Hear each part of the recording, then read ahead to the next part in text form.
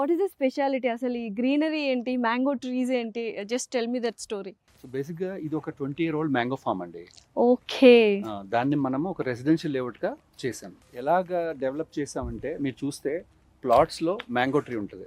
చాలా మంది ప్లాట్స్ కొనుక్కునే వాళ్ళు ఏంటంటే ఇన్వెస్ట్మెంట్ కోసం తీసుకుంటారు. సో వాళ్ళకి ఒక వీకెండ్ యాక్టివిటీ కావాలి, సరదాగా ప్లాట్కి వెళ్ళాలి. సమ్మర్లో వచ్చి మామిడి చెట్టు కొండు కూర్చుంటారు, ఆడుకుంటారు, ఫ్రూట్స్ తీసుకుంటారు. అలాగే మొన్న కార్తీక మాసంలో చాలా మంది వచ్చి వనభోజనాలకి చాలా మంది వచ్చారు.